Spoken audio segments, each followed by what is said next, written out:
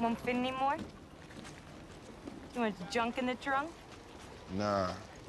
Every time I put this on, somebody dies. And? I like putting it on. Goody. Hey, howdy, hey, awesome people of the internet, Wolfman Force and Dash here. So, every time we hear a new version of a film being made, you know, based on something that's already pre-existing and featuring different characters and yada yada yada, many questions are raised as to who's making it, who's directing it, who's producing it, and but most importantly is who is being cast in each of the roles.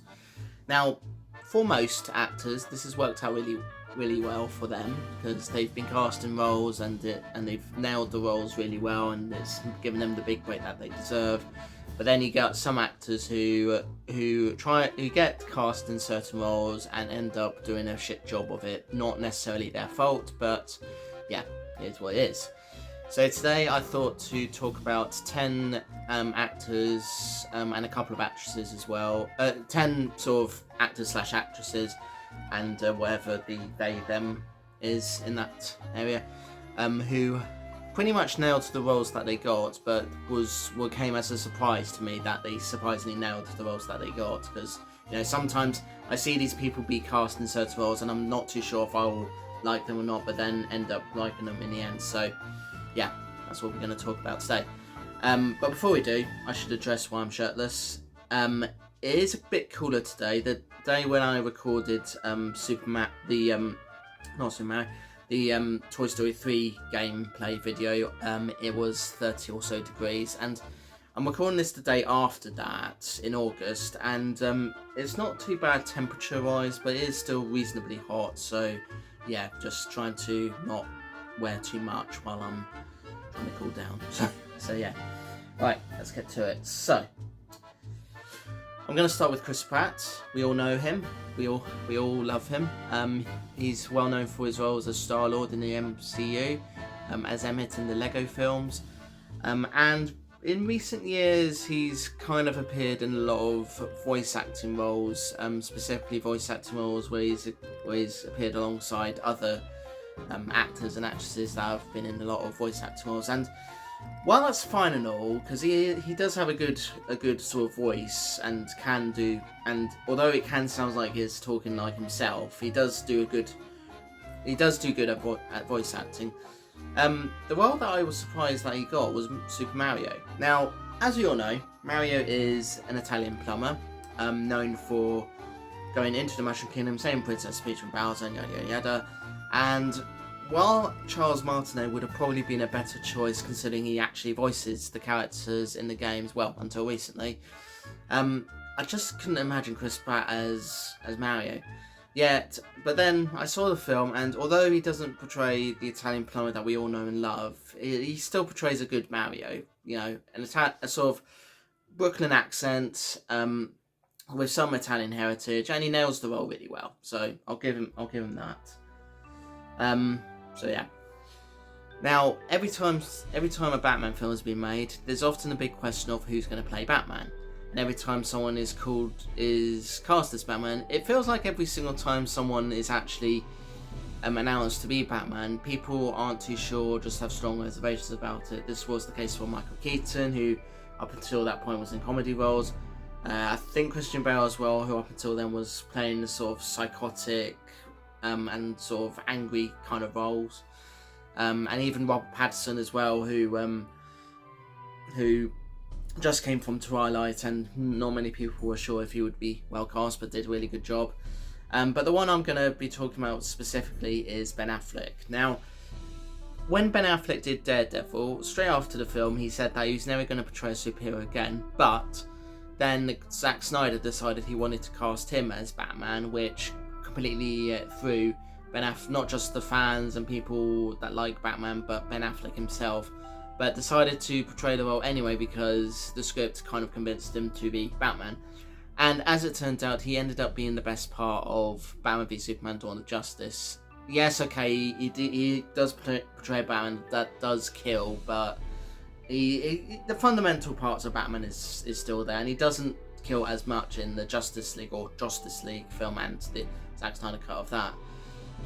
So yeah, he does portray a good Batman. The only problem I do have is that he never had a solo film, or he did have a solo film, but ultimately it just never happened, or it was reworked into the Robert Pattinson Batman film.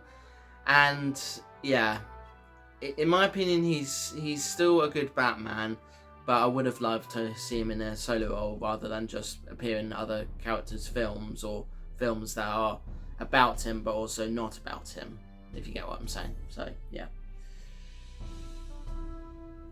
an actor that really nails the role, probably within the very first scene of him, is Hugh Jackman as Wolverine. Now, before seeing the X-Men films, I only knew of Wolverine through the X-Men animated series, which until recently I didn't actually completely watched all the way through. But now that I have, you know, because I wanted to watch X-Men '97, I kind of have a great deal more admiration for Wolverine. And while the first X-Men film was not the first X-Men film that I saw, the first X-Men film, funny enough, was actually The Last Stand. I eventually did watch the rest of the X-Men films, and I will say Hugh Jackman nails the role as Wolverine. Okay, he's a bit taller than the Wolverine we see in the comics, but he portrays Wolverine well. He's got the lines down, he's got the body down, he's got the claws down, and I'm not gonna lie, some people do think he's quite hot as well, even at the age of 55, and he really nails the role well. He's portrayed Wolverine across several X-Men films, starting with the first X-Men film and initially ending with Logan, but then obviously returned for Deadpool and Wolverine, which you could technically say is not actually an X-Men film per se. It's more of an MCU film that happens to have characters from Fox's X-Men films and other films that they did as well. And yeah, but yeah, that's Hugh Jackman as Wolverine. Completely nails the role, and this is coming from an actor that originally was only doing musical roles in stage productions. So yeah, that's Hugh Jackman. Next is Daniel Craig as James Bond. Again, another role that people are quite sort of delicate about. You can't screw up. You cannot screw up James Bond, but it is a role that some people do like to make as their own. And at the time that Daniel Craig became James Bond, there were a lot of fundamental changes with the franchise. To begin with, it ended up becoming a more serious thriller than a sort of silly espionage sort of film franchise that it used to be, mainly because of Austin Powers. But the fact that Daniel Craig managed to portray the role well and managed to put up with various scenes, including the scene where his balls are getting whipped, and just taking on lots of different sort of serious roles in the James Bond franchise, as James Bond obviously, he nails the role well.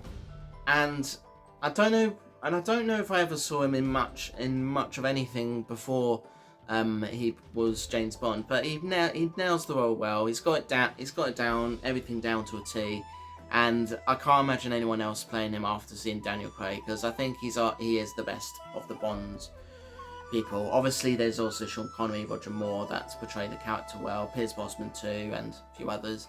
But Daniel Craig really nails the role well. So yeah. So when it comes to Spider-Man, moving on from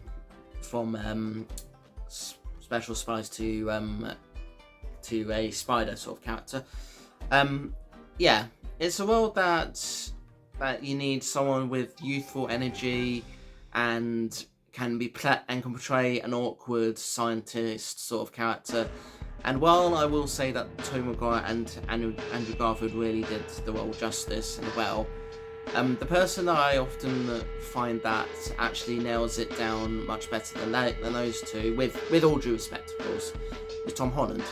Now, I've talked in the past about how I do have a crush on Tom Holland because he is cute, because he is a cutie. He does nail the character really well. He's got the youthful energy. He's a bit awkward. He's a bit nerdy, but he nails the character well. And he definitely has the body for it, albeit sort of not quite as we were expecting. And The reason why I'm surprised that he was able to do Spider-Man well was because this is an actor that I've only seen like one film of before this film, and he is well known for being that guy that wants to portray Billy Elliot in a musical. So me being surprised that someone that likes to learn a bit of ballet being Spider-Man, it's yeah, I'm surprised, but he nails the role well. He's portrayed him in 3 films. Hold on. Or 6 films if you count the films that he appears with other characters. But yeah, he nails the role. He nails the role well. He's definitely good looking and definitely does the role justice. And whether we'll see him again in a future MCU production, well, guess we'll wait and see. Because while his trilogy of films is at an end technically, we've yet to see him appear again in other stuff. But hopefully he'll appear again. Who knows? So the very first live action Disney remake I ever saw before they started aggressively making remakes was 101 Dalmatians. And while that film did have some inconsistencies in that we don't have raccoons in the UK, for a start, and much of the animals not really talking, which is probably for the best considering how talking animal films aren't always everybody's cup of tea. Glenn Close is the actress that portrays Cruella de Vil, and she nails it. Now, I didn't know much about the actress before seeing this film. In fact, I didn't see really any film of hers before seeing this one, and she nails the role well. And this is an actress that really loves dogs a lot, and obviously found it very difficult to portray a role where she hates dogs. So yeah, and ever since seeing her in this film and also the sequel 102 Dalmatians, which I thought was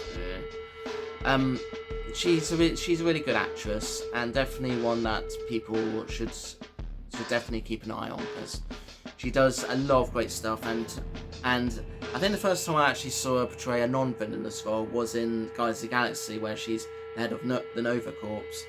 So yeah, great actress, Glenn Close. Sticking with actresses, the next character I'm talking about is Harley Quinn. Now, Harley Quinn, as we know, has always been animated or in video games, usually voiced by the late Arlene Sorkin, and in more recent years, Tara Strong.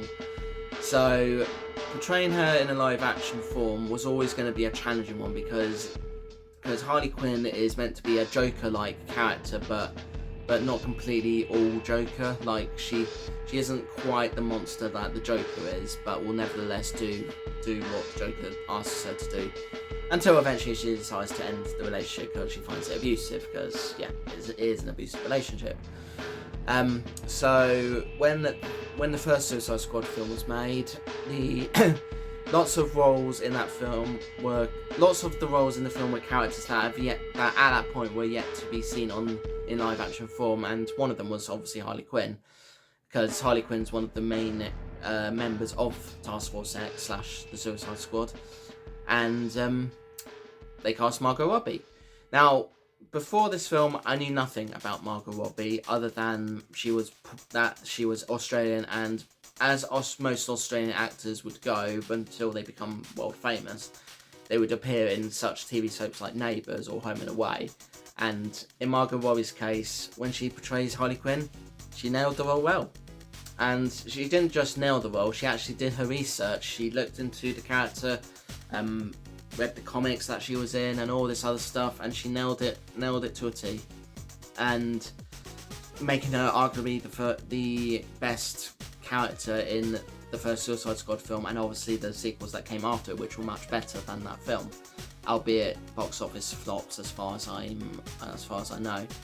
And also, you know, Margot Robbie, she's done really well in the last few years, and has taken a step back and wants to be more of a producer than an actress. And you know, good on her, because she's done really well as an actress. She is of course good looking. I have previously mentioned how I've got a crush on her, and yeah, she nails the role well.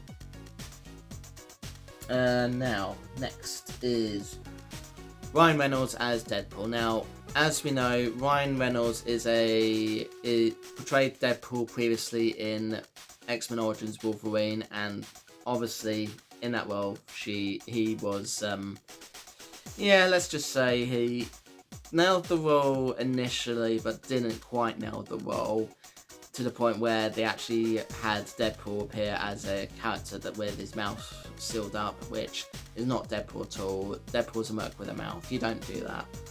So then comes Days of Future Past, that retcons everything, and then Ryan Reynolds decides he wants to portray Deadpool again. Now, lots of people, myself included, were not too sure if he would portray Deadpool well the second time round.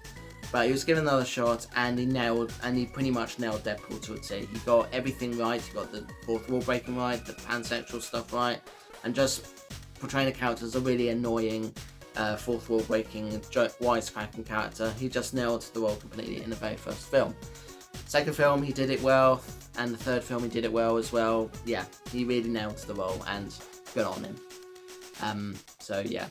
And obviously he does portray a sort of slightly different Deadpool to the comics, but you know, the comics predicted that he would be Deadpool, so yeah.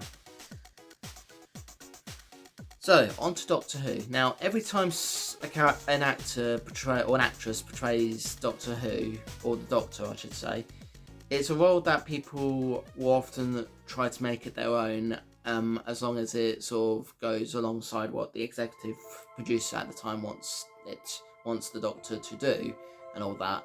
And of the Doctors that have portrayed the character, and to be fair, I think they've all portrayed them in their own unique way, some being good, some being not so good.